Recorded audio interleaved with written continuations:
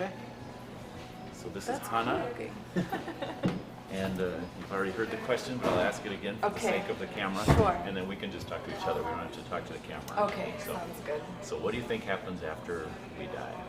What's your- After we die, so I would like to believe that our soul moves on, or our energy transcends and becomes something else. Yeah.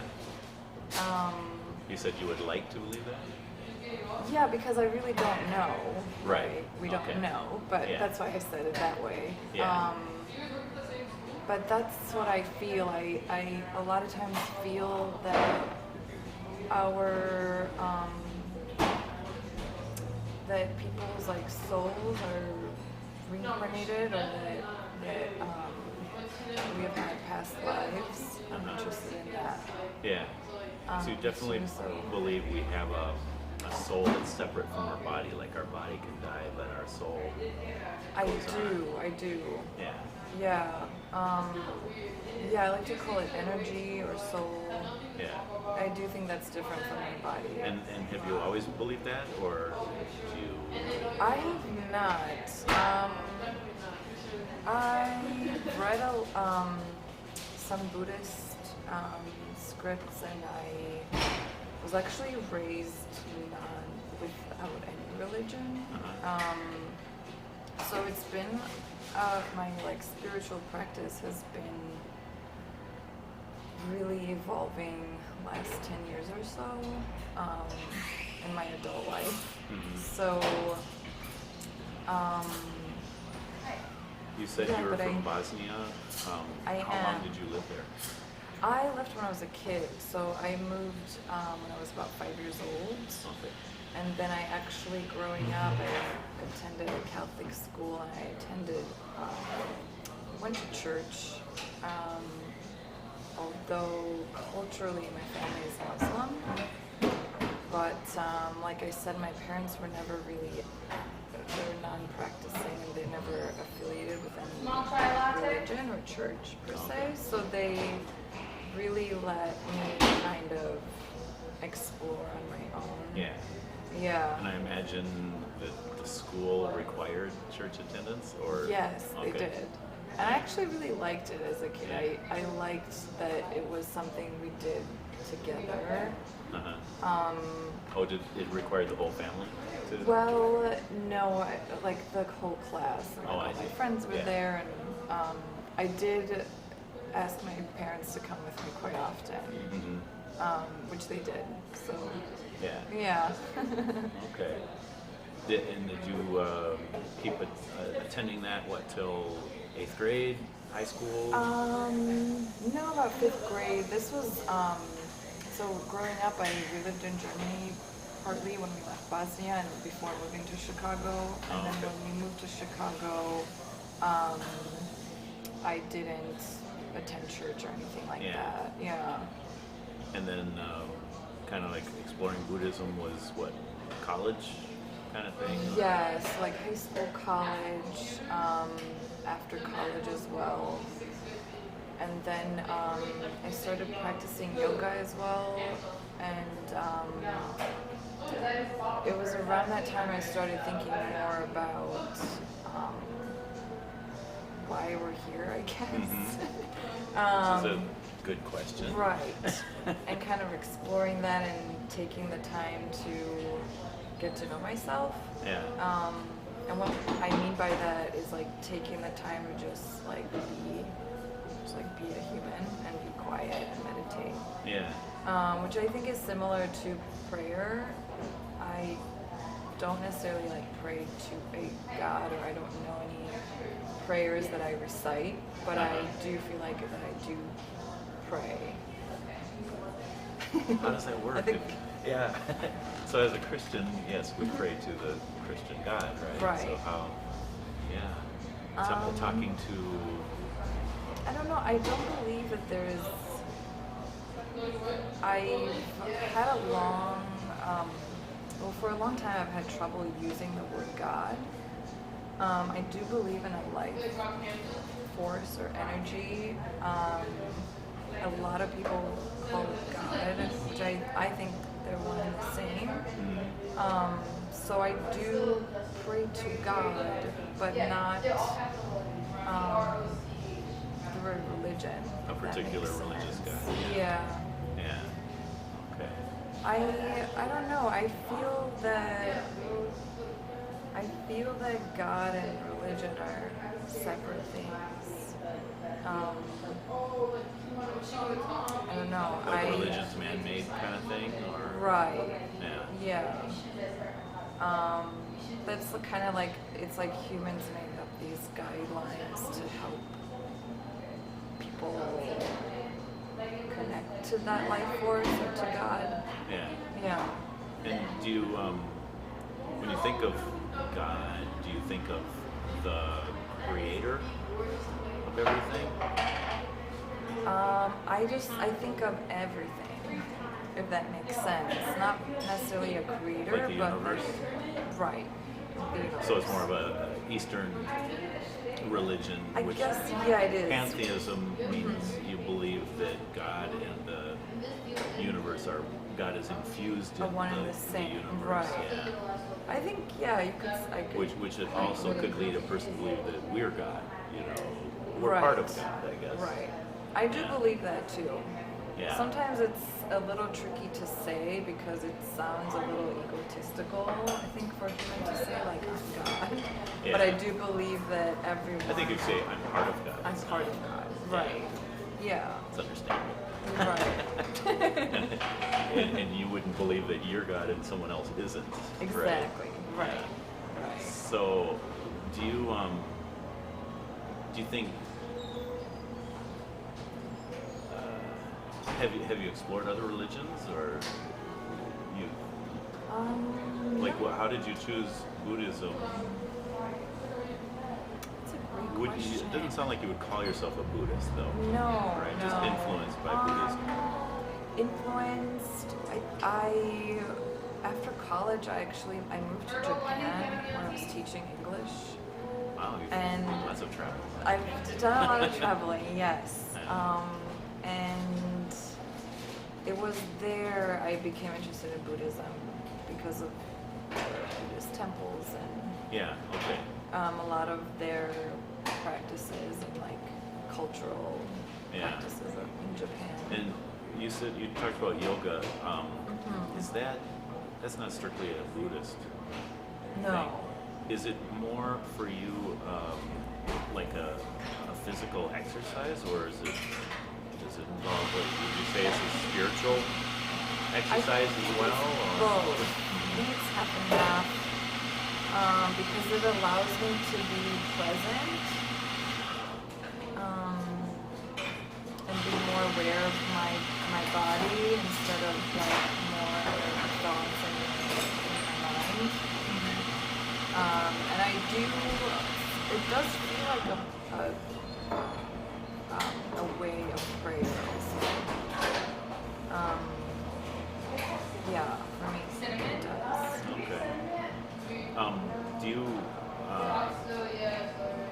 like? Have you?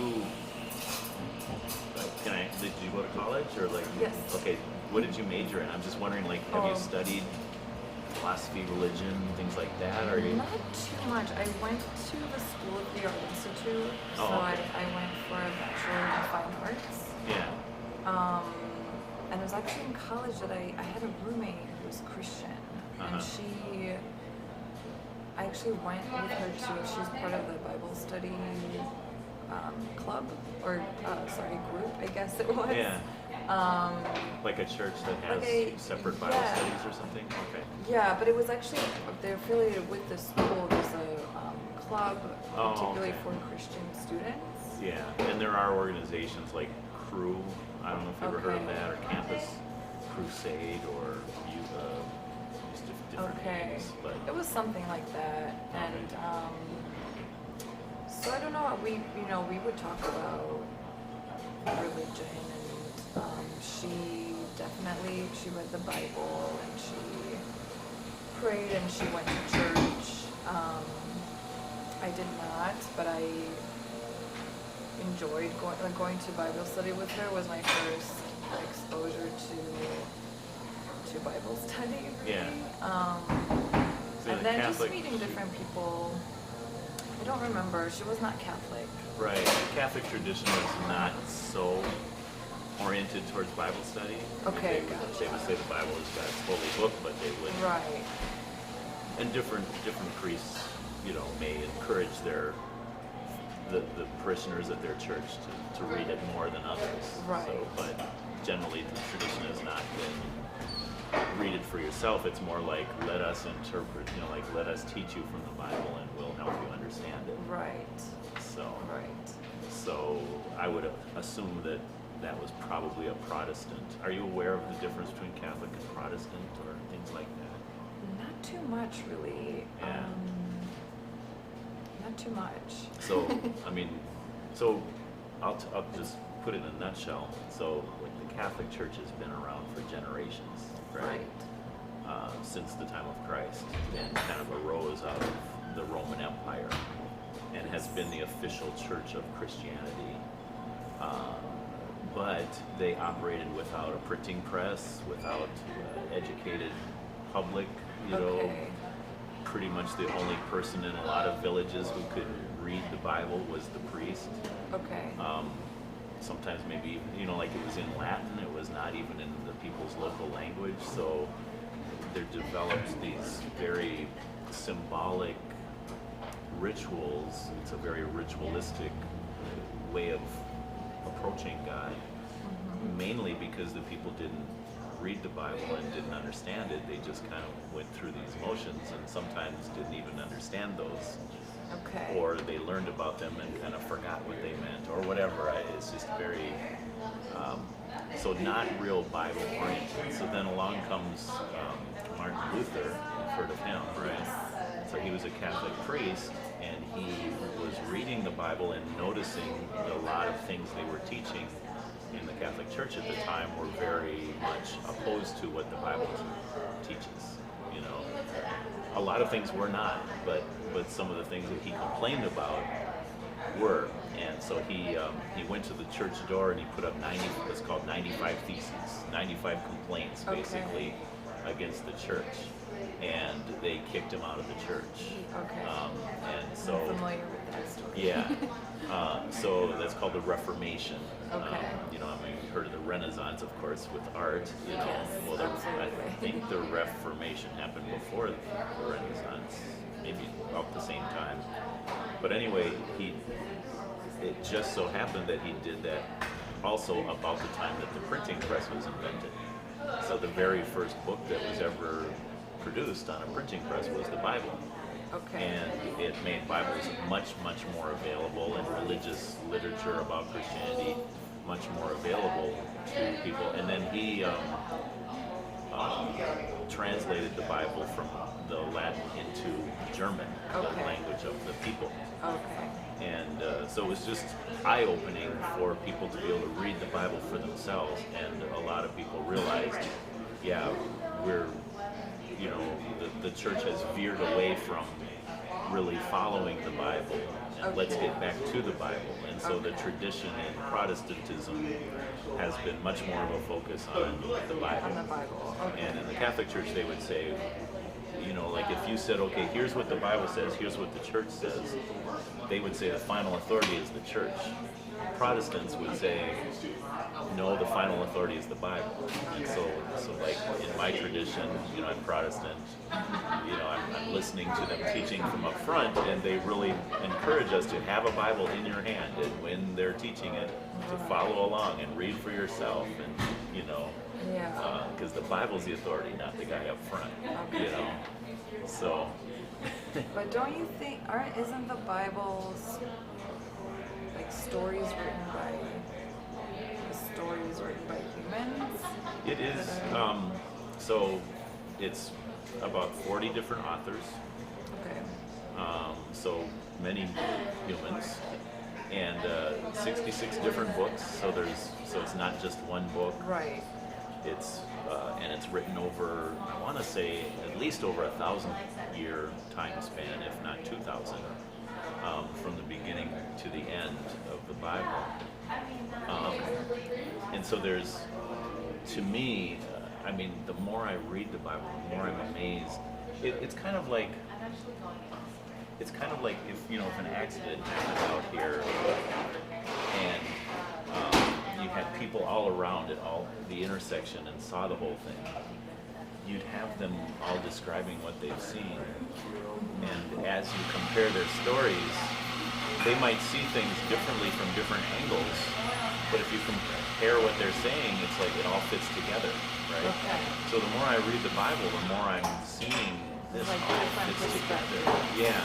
And it's telling the story of God's relationship, our Creator's relationship to man and women, people, and from the very beginning, and how it was lost. Like we were made to be in a relationship with our Creator. That's why He made us.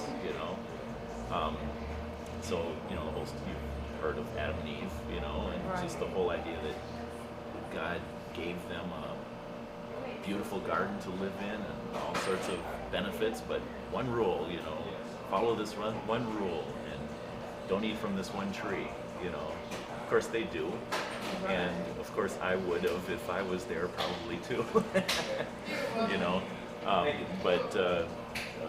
but that destroyed their relationship with God. It is a way of physically saying, I'm not going to listen to you. I'm not going to follow your rules. I'm not going to obey you as God, and give you that place of authority in my life. And so it starts there, and within a generation, one of Adam and Eve's children kills Cain and Abel. One kills the other one. I mean, it very quickly descends into basically what we have in the world today. So from your perspective, if everything's God, right, or part of God, would that be evil too? Because that's always a problem for pantheism is, how do you account for evil if everything is I think that is also part of it. I think it's just it's energy, and I think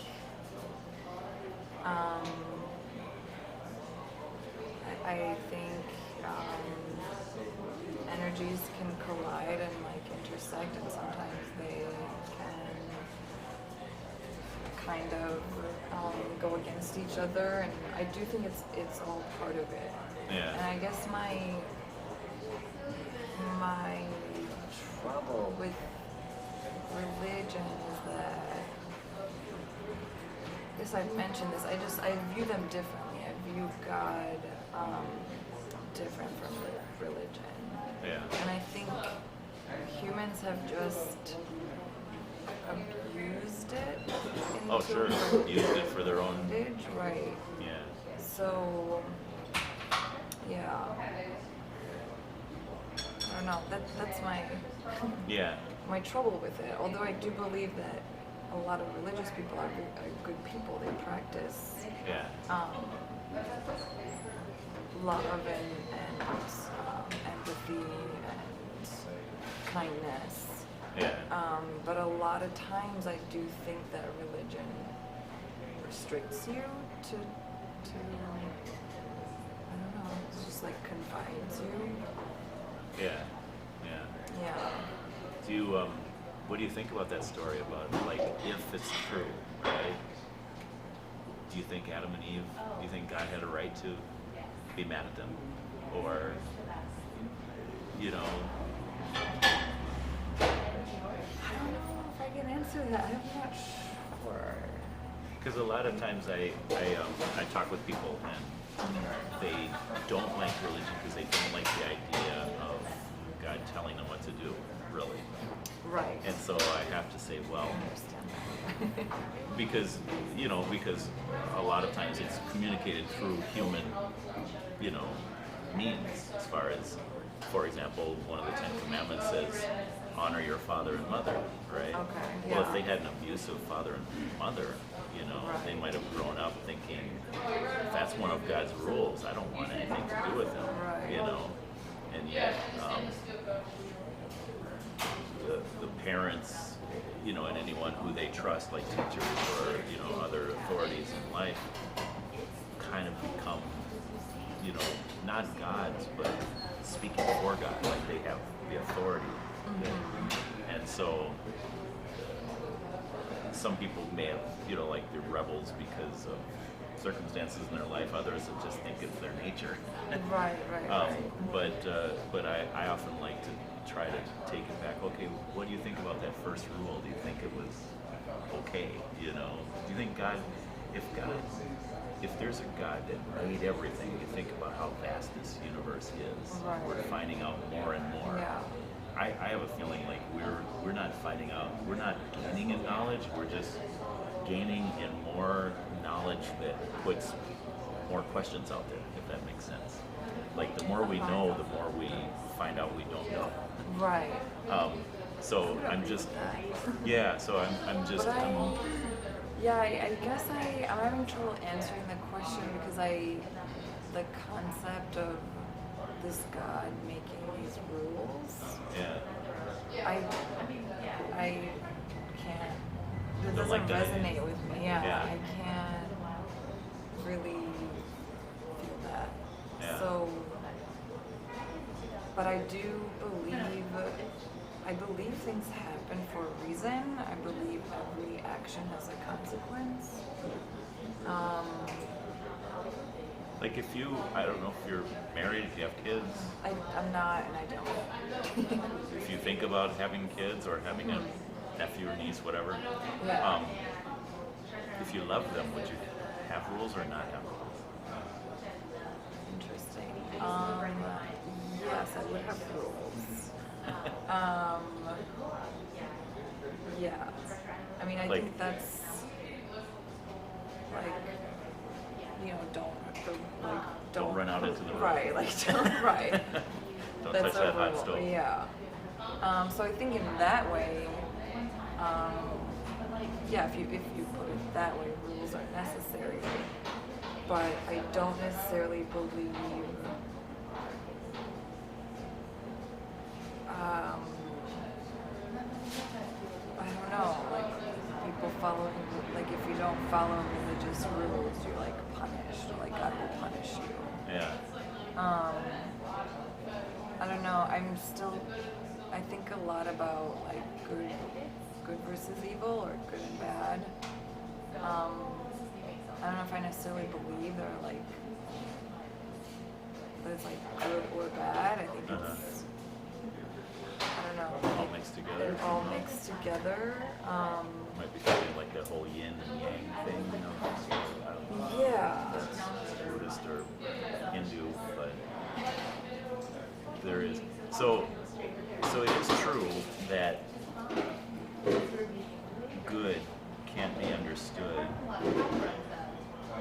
I don't think, without the presence of evil. Or good is kind of like, a candle on a sunny beach isn't gonna shine very brightly. Right. But if it's in a darkened room, if it's the only light in there, it's gonna shine in like glorious brilliance, right? Yeah.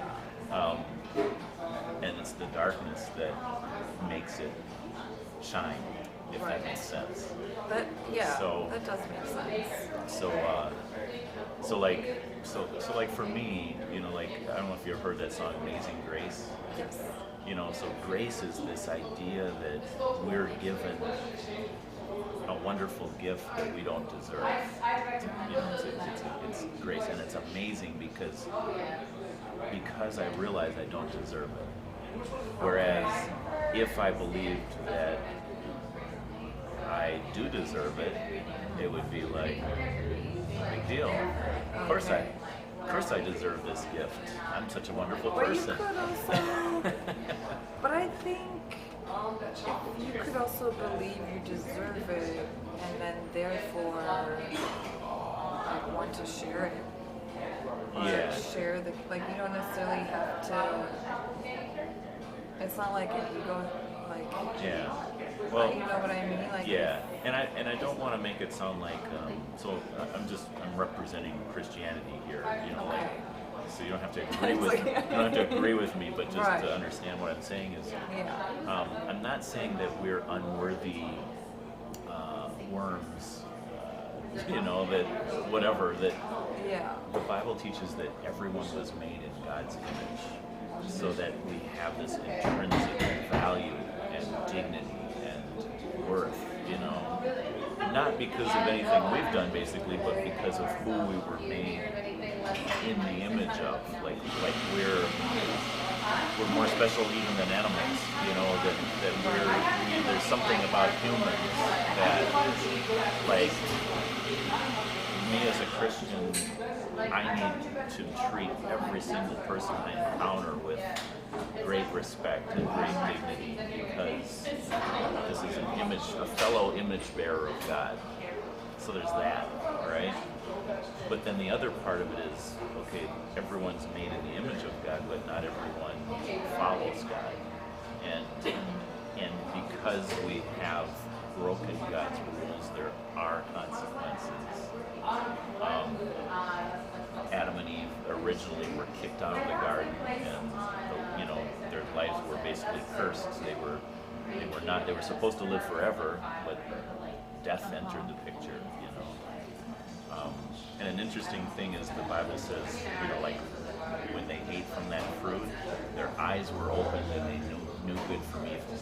So all of a sudden, they had a conscience as far as they were aware of things that were pleasing to God and things that were not, and and that was passed on to all people. So this is the Christian view, is that everybody has a conscience, a moral conscience. And the way I describe it is, it's not something we came up with, it's something that governs our behavior in a kind of like a referee in a soccer match. It's like I might argue with the referee, but he has the final say. I may go against what the ref says and give reasons why I think I'm exempt from the rules, but the very fact that I'm arguing with the ref means that I know he's the authority. So we go into these long, like, detailed, like we explain to each other why we did act at a certain way, and why we do certain things. It's because we know deep down we know we're accountable to someone.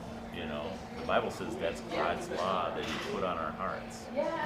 And so the way I look at all religions now, as a result of that, is all religion is basically trying to say, I know there's like all people are trying to say, I know there's a morality that I've broken, and how can I still be a good person in spite of that? Ultimately, if I stand before God and I'm judged, how can I justify my life? How can I justify my existence? Having done some horrible things in my life and having failed to do a lot of the good things that I probably should have done. So it kind of works both ways. It's what we fail to do and what we do. So most religions, I think, are trying to answer that question. I see a lot of similarities. I think all religions come down to the very similar beliefs that they not to question. Yeah. But again, I feel like humans have just really used it as a weapon. Yeah. There's power in being able to say, I'm on the right side. Right. And my actions are righteous actions. Yeah. Even if they're not. Right.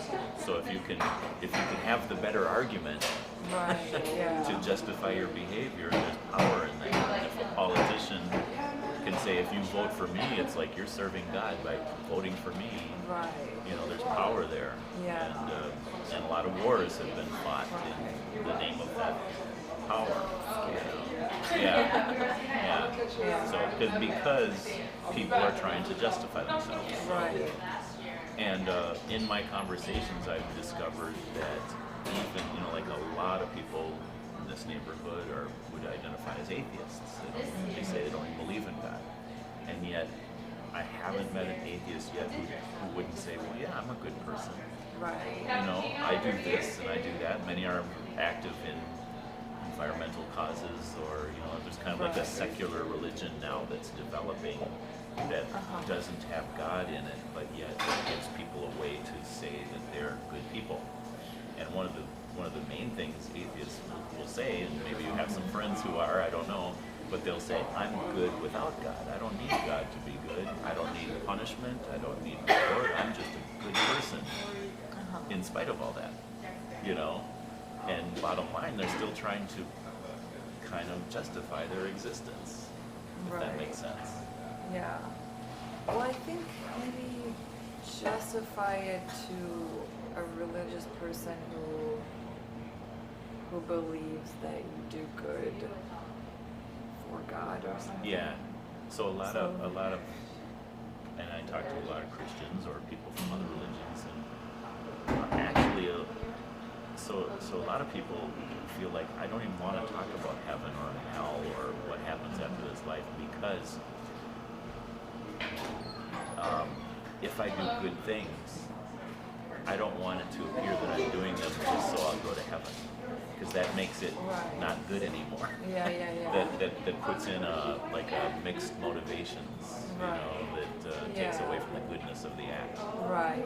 So, I can understand that. so I try to tell people, if there's a creator and we're made to be in relationship with our creator, to want heaven is to want to be one with our creator.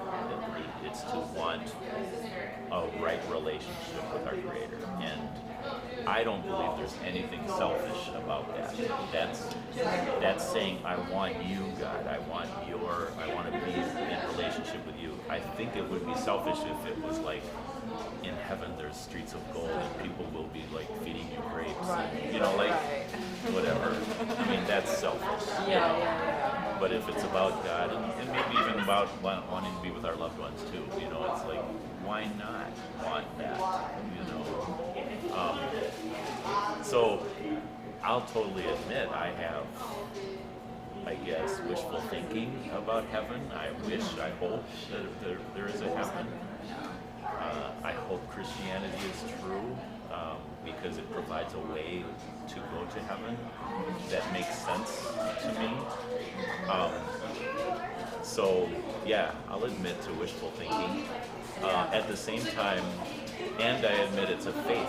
It's not something I can prove scientifically. You know, I do believe that the Bible, well, not just the Bible, but the lives of people, Christian people, down through the centuries, and the Bible and the testimony of others provides enough evidence where I can say I have a reasonable faith. You know, it's not just wishful thinking, or it's not just blind faith. You know, a lot of atheists have said, "Well, I believe in pink unicorns," and I'll say, "Okay, well, where's the evidence for that?" There's none. It's something they say to show how ridiculous it is to believe in a man who came back to life 2,000 years ago. You know, but there's a lot of historical evidence, not proof. I don't, it's hard to prove anything in history, but a lot of evidence. So I think it's great that you are doing this and talking to the people, because I think that's really what's most important, is like sharing and not judging others, because we're all, at the end of the day, are humans in this life. Now, so. You're a fellow image bearer. Right, so. and I love to hear people's stories, because, you know, I mean, you would basically say you're not a Christian, you know, and now I'm hearing why, you know, like, here's been your experience, you know, and it helps me to understand why. I will say that, like, so me as a Christian, I mean, the mandate of Jesus was go and make disciples, was spread this faith. And that's what's driven a lot of Christians through the years. I know that when I became a Christian, it was in my late teens, and it was kind of a miraculous experience to the point where I couldn't convince anyone else of that. And I don't believe it's something I can just talk people into. I'd like to, but I can't. And I don't think it's something anyone really can. It's something, if God exists and He's bringing people into this relationship with Himself, it's something that He's done. He originated it. He's in charge of it. He knows what He's doing. I do try to help people understand the Bible a little better and understand the basic Christian message better. I mean, we weren't called to keep silent about it, but it's more like I want to do my part. But my goal for any conversation I get into is not to try to convert that person. It's just like, let's have a conversation I think that's important. I think sharing is great. Converting or judging someone for not having this understanding your views. I think that's where things turn just sour, and there's a lot of misunderstandings and misconceptions. Yeah. Do you feel like you understand if I say the gospel, right, which is kind of like an outline of Christian, let me kind of connect it to. I don't. I've never read the Bible. I'm not interested in reading it or any really religious text like that. I don't know, at least not right now. I know that the Bible is the most read book in the whole world. But I don't know. So no, I wouldn't really. I don't think I can quite grasp what you would be referring to. Yeah, when I say the gospel. So gospel means good news. Okay. And for news to be good, it has to happen in the context of bad news. Like I was saying about grace, right? So the good news, the good news is that that God took human form and came and lived among us and taught us, and then he died on a cross and he rose again, and lets us know that by putting our faith in Him, we can have eternal life, right? But that doesn't make sense without the bad news. It's kind of like saying, I paid your $1,000 fine for you. You'd be like, what $1,000 fine? I don't owe $1,000. That's not good news. It's just annoying, right? So if I said that on your way here you went twice as fast through a zone where there's blind people walking around and you put people's lives in danger, then it might be a little bit different. Then it'd be like, oh, I did that, I'm so sorry. But someone paid my fine for me? That's good news, So it's kind of puts it in the context. So the context, the bad news of the gospel is that we know right from wrong. We have a moral conscience. The Bible talks about it in more detail in the Ten Commandments. You've heard of the Ten Commandments? The movie, probably. They always play it around Easter time. But I haven't seen it, but yes. Oh, okay. Charles Heston. But that God has, for example, would you say you're a good person? Yes. Okay. I'm going to give you a little test, okay? How many lies have you told in your life? What? Lies. Lies have I told? Yeah. A lot. Okay, what would you be called if you told a lot of lies? I would be called a complete. More detail. Um, A person who tells lies is a. well, I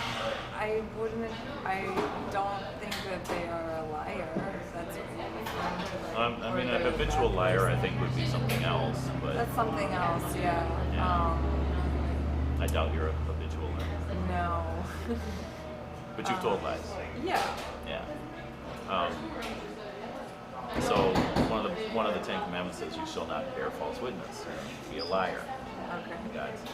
In God's rule system. Have you ever stolen anything? Took anything that didn't belong to you? Yes. Doesn't matter the value. So what would you be called if you stole that? I guess that would be called a thief. Thief. Okay. Have you ever used God's name disrespectfully? Said OMG. I wouldn't consider that disrespectful. Yeah. It's just kind of like it's in the It's just it becomes an expression. Yeah. I personally didn't really ever say that. Maybe I have at one point, but Do you say gosh? yeah, Okay. yeah. I always thought that was interesting. Or yeah, and it's a way of maybe someone who's used to saying Yeah. "Oh my God," But I trying think to it's soften like it. one and the same. It's like when you listen to the radio and they censor the swear words. Right, you It's pretty like, much hear them what do you think anyway. that is? Right, like you know what they're saying. Yeah. So I didn't think I thought, wow, that's right up there with murdering people. I mean, that's one of the Ten Commandments, really. But then, if you start to think about it, would I want someone to use my mother's name like that? No, it would be a sign of disrespect. Why would they just throw away around her name like a exclamation mark or even a curse word, Yeah. right? It's disrespect. So if people disrespect God's name, then they start to not take His laws seriously. And if they don't take His laws seriously, then they start to break them. If they start to break them, they start to do things like committing murder, which is, like within one generation, Adam and Eve. So it's kind of, it becomes important if God is truly wanting people to live the way He wants us to live. It's like you have to kind of like, you have to be strict even about the little things like that. I could understand that, but like I don't believe God is a man. Like I don't think. Yeah, I'm just God telling you is a- what the Christian Right. idea is. and So that's where I totally get that. Yeah. You lose me a little bit because Yeah. I And don't make that connection that like God is a man. I just think God is a term, is a word used for like a universal like force or energy that we all. so the Bible presents God as being a mind. When it says that we're made in God's image, it doesn't mean that we're like God completely. It just means kind of like the image in a mirror has a lot of characteristics in common with us, right? But there's a lot, it doesn't have 3 dimensions. It doesn't, doesn't make noise. It's missing a lot of things. So if we're made in God's image, what it means is that we can relate to God, in some common ways, but we're not God. So it's not, the Bible doesn't say God made little gods. It says He made us in His image. There's a difference there, Okay. So the idea, so what the Bible is saying is that we can relate to our Creator. It doesn't mean that we can know everything about our Creator or about the creation, for that matter. I don't think our minds are anywhere near what it would take to hold all that in, those concepts in our mind. But what it does say is that we can have a relationship with God. And so when people say they pray, like for me, I pray. It's a two-way relationship. I hear from God in a spiritual sense, and I speak to God, and there's a give and take there. And so it's different than just saying God is like a force or life force or the totality of the universe. So what the Bible presents itself as being and says many times through it is that God is revealing Himself to man in a way that we can understand. Doesn't mean that I can answer every question about God. There's no way, but it, and I can't run scientific experiments to figure God out. It's revelatory knowledge. It's revealed to us, and I believe it's revealed like in a way that He who made us would know how we could understand Him.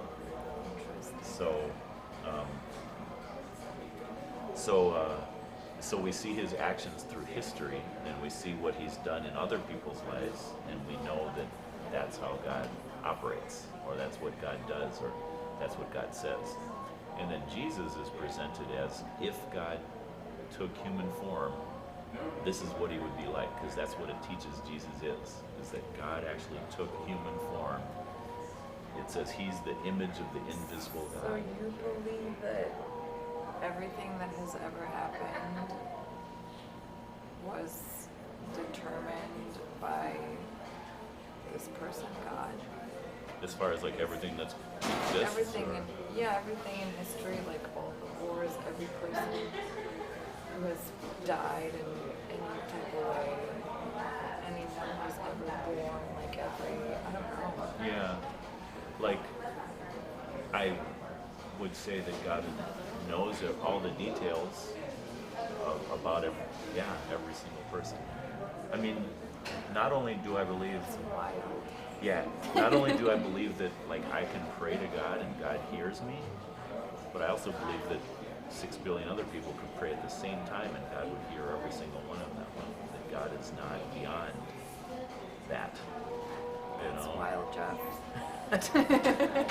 It is. In a good way, I think. and that's how God presents Himself. So when I keep saying Him, this is kind of a good example. Is when Jesus said, when you pray to your Father in heaven, saying, "Our Father who art in heaven." It's like God throughout the Bible presents Himself as He. And I didn't make that up. So, but don't you think that's because man wrote the Bible? I mean, the Bible is, Men definitely wrote the Bible. yeah. And the Bible says it's holy, it's people, prophets and holy people throughout history that God inspired. And so God moved them to write what they wrote. It's interesting to me that they all happen to be men. Yeah. So it's, And women give lives. Yeah. It's interesting. And I think there may be reasons for that, and it's not because men are superior. It might be because men are inferior. Like God has a certain role for us. For like, I mean, I could give a lot of reasons, but just to say this, in the very beginning, it talks about Adam and Eve, right? Adam was created first, and God told him, "Don't eat from that tree in the garden." And then Eve is created as a helpmate for Adam. She has a role, it's a God-given role. It's not any more or less important than Adam's. But Adam was supposed to tell her, "Don't eat from that tree." And then she gets tempted. I don't know what Adam was doing. He was kind of like a spiritual couch potato. So she's the one who first ate the apple, but I think it's because Adam wasn't doing his job, if that makes sense. So I guess what I'm saying about, because it's a big issue these days, men and women's roles, right? If those roles are given by God, one person's roles aren't any more important than the others. Right. I mean, the very fact that we all have roles in life, I'm given certain gifts and talents, and there's other people who have 10 times the gifts and talents that I have, right? How is that fair? Well, I'm called to do my best with what I've been given, and that person's called to do their best with what they've been given. If men are made in such a way that we can't bear children, we're lacking in that way. then we shouldn't be jealous of women because they can. You know, I mean, if you think about it, you know, like women can do a lot of things more than men can do. so Absolutely. it's just it's saying yes, we are different, but that doesn't mean we're more important or less important in God's eyes. And if there is a God, He would be the one who matters. It wouldn't be But I do me, think in that my opinion. in history, men have taken. I don't like I haven't read the Bible or anything like that, but I do think a lot of religious people, with the church in general, has taken these roles and made one superior to the Yes, other. I agree. And that's where I think part of a big reason why I reject religion, because it doesn't make sense to me. Like, I don't believe anyone is better than anyone else. Even with animals or plants, like I believe like trees are our oldest living ancestors, for example. Which I think a lot of Christians would disagree with me. That's not to say I don't know. There's a lot of people I've talked to who don't consider plants or animals intelligent. I do think we have different, like we're intelligent in different ways, and have different roles and how we've evolved on the planet. But yeah, I think when it comes down to it, I just believe religion is man-made. It's like man made these set of rules and then spread it and convinced everyone to follow these rules, and then people like changed those rules and made it their own. Yeah. So, And I mean, I do find that most people that feel that way really haven't read it for themselves. They kind of base it on other people's opinions or what they have heard. So, of course, skeptics will take things out of the Bible and say, well, it says this, out of context, you know. And I agree that people can get the Bible to pretty much say what they want it to say, if you take parts of the Bible. So there's a lot of what are known as cults that take the Bible and they twist the teachings for their own, you know, like to do what they want with it. The Orthodox, and I don't mean Orthodox as far as like the Orthodox Church, you know, but the long-standing Orthodox belief. I'm not sure what other way to explain that. The mainline Christian message, I guess, or Orthodox Christian message, really is the only message that takes every single part of the Bible and it all fits together and makes sense. So the people who would take it out of context and, for example, condone slavery in the South, you know, they're taking certain parts of it and saying this is what that means, but that doesn't fit in with the rest of the Bible that's against slavery. You know, it just shows that there was. It talks about the history of God's people, the Jewish people, how they were chosen to, you know, they're the ones through whom Jesus' genealogy can be traced, and it's their culture that he was born into. He was Jewish himself, you know. So I guess I'm just trying to say, the more I read the Bible, the more I understand the larger picture of man having a broken relationship with God, and then God going through a series of steps to bring us back into a right relationship with himself. The more I realize every single part of the Bible adds to that story. And there's other groups that like I say, would just take parts of it Right. and use it for their own means. Yeah. So the gospel message is trying to summarize that for people who don't want to take the time to read the Bible. It is a big book, big library. It's like saying, oh, go to this library and read every book in it. All 66 books in that library. Right. It's something. There are certain parts of it that are easier to understand, that are meant to be easier to understand. For example, the Bible has what's called the Gospels, which are the story, the account of Jesus' life and teaching and death and resurrection. And there's 4 different ones in there because it's almost like the intersection kind of thing from 4 different perspectives, looking at Jesus' life and trying to explain it to Jewish people, to non-Jewish people, to Greeks. Well, one thing about Jesus is that he's like still famous. Yeah. He's like someone that has been an icon for thousands of years, which I think is like, it's crazy. He's like,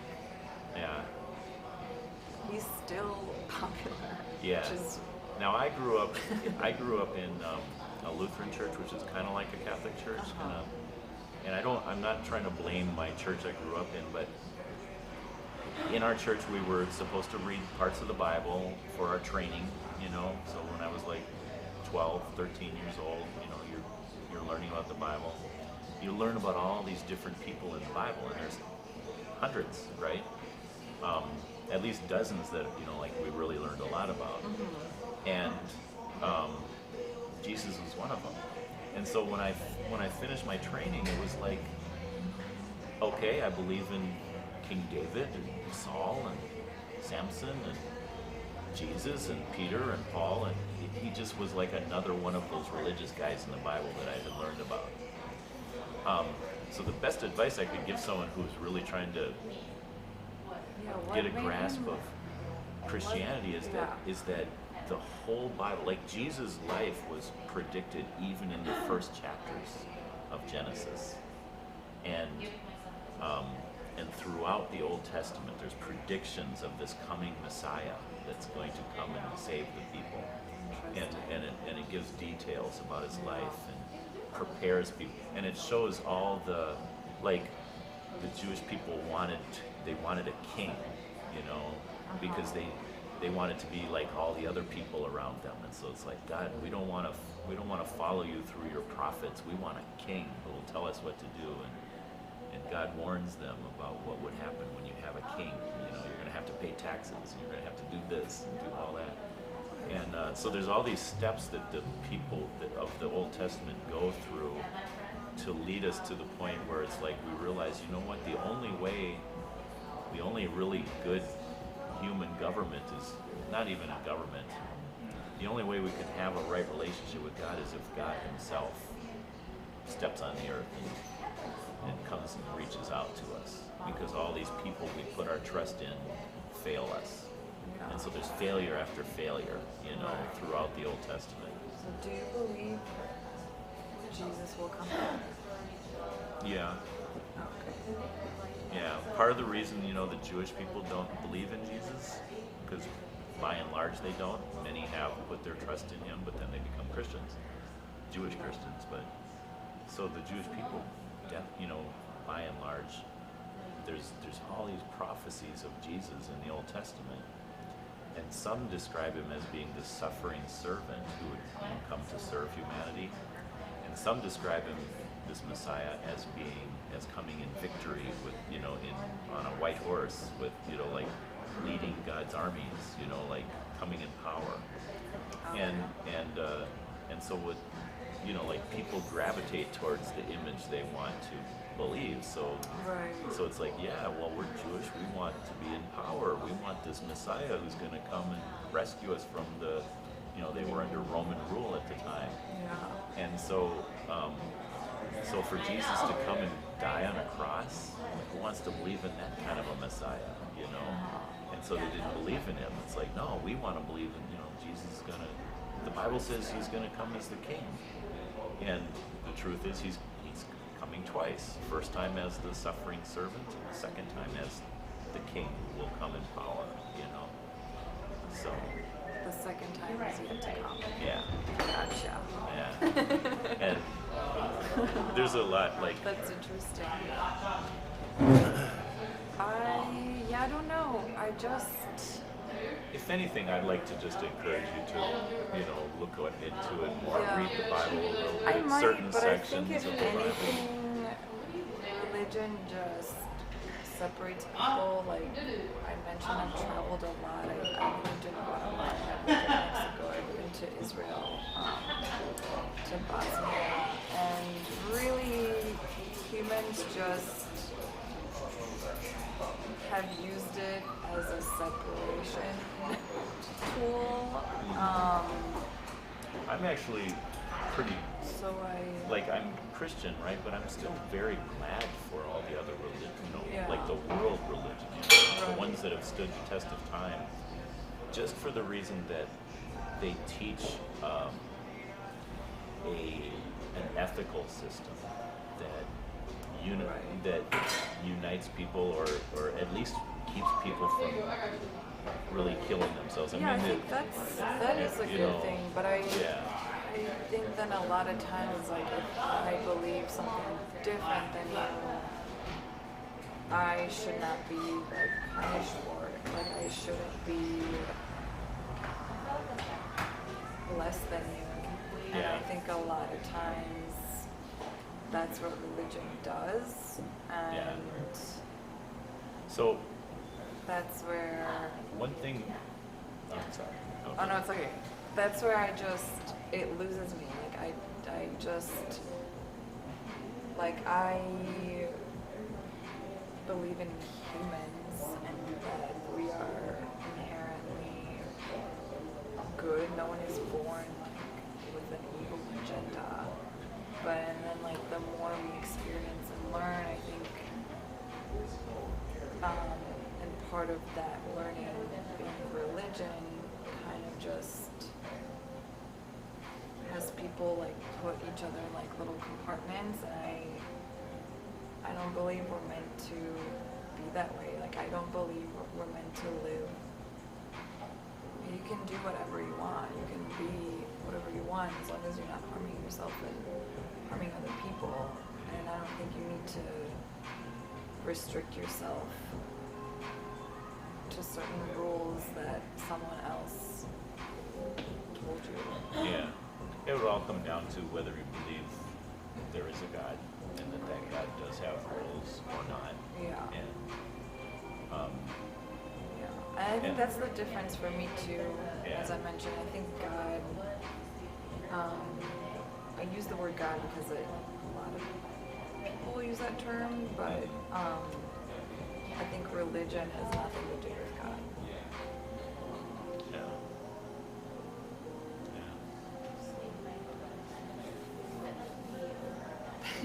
I But want to thanks respect for your the time chat. because I Yeah, have 5 or I 10 do minutes. have each. to go, yeah. So, can I give you something to read to kind of explain maybe a few things, maybe even just for the sake of understanding Christians better? No, thank you. Thank you, though.